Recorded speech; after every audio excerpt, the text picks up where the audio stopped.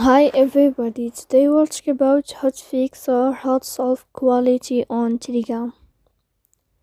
To know how to fix or how to solve quality on Telegram, you should just go to settings.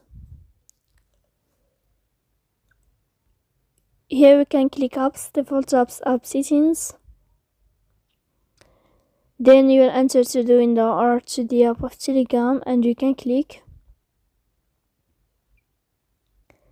Then you can click on first stop and you can click OK.